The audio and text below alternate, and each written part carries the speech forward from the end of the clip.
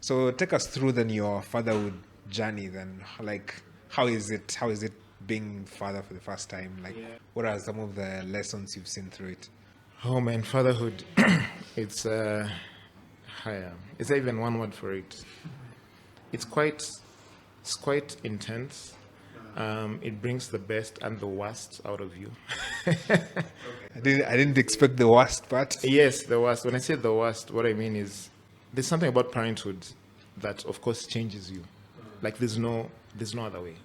And especially if you're really conscious and present, you will feel the big difference in you. So you see a lot of yourself in your child. They literally leave you bare, completely bare. They taste your emotions. They give you the happiest emotions, and also may sometimes give you. And it's not them that are giving that; it's the environment within. Either they bring out something about you that you never wanted to face, or you never liked about yourself. And it's quite intense. It leaves you completely bare, and it's a kind of love that you can't explain, man. It's the most intense, the most fulfilling kind of love that you'll ever experience, and you can only know once you experience it. I can't even explain to someone who's not a father what it means to be a father.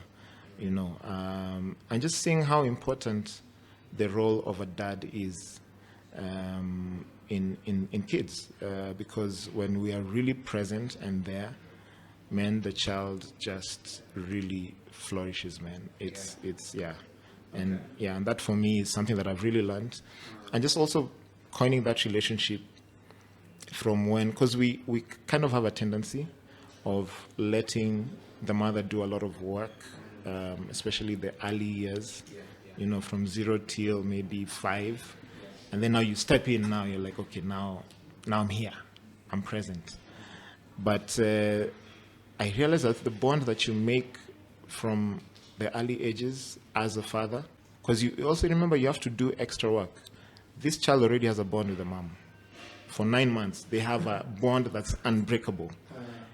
They're coming out of the womb to you and like, hey, who is this guy? Who's this guy who is always here with my mom, was just saying.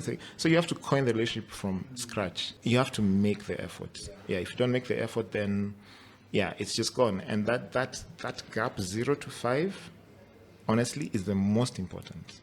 The most important. Once you build that foundation, after that it's cruising as a dad, and that's the toughest part also. Someone said that they can't be taught. Like you have to experience them yourself for you to actually know what fatherhood is.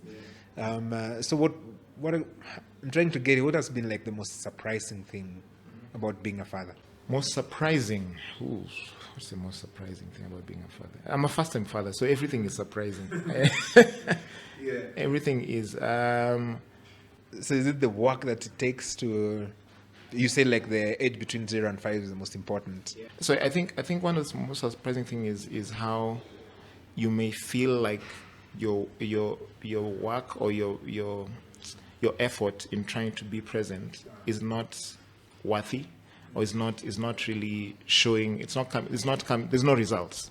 Sometimes you may feel that because it's such a lengthy period of time, and eventually when it hits you and you're like, there's just beautiful moments now when you come back home, and I have this every time. I drive back home in the evening, let's say, and my son sprints out of the house, running, Daddy, shouting.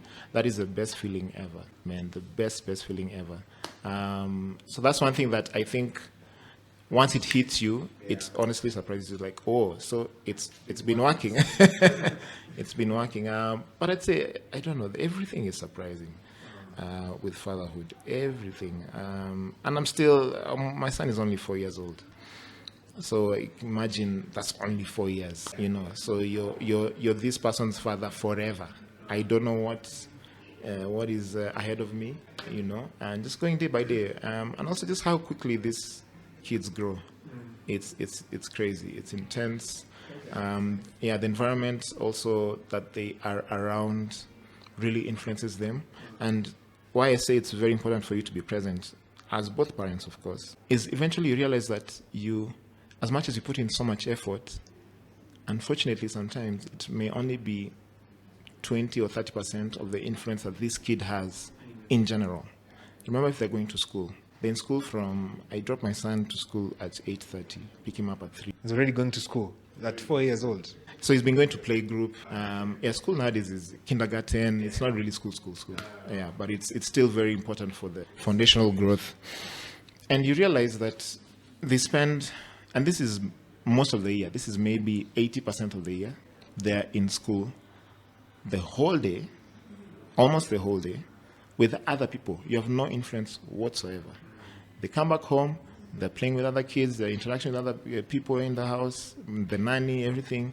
So your contribution is if you put everything together, it's actually small, but it's the most impactful still, if you actually put in the effort that you need to put in. So once you realize that, you're like, there's some things that you have to teach this child that they may not be taught outside there. Because as you say, charity does begin at home.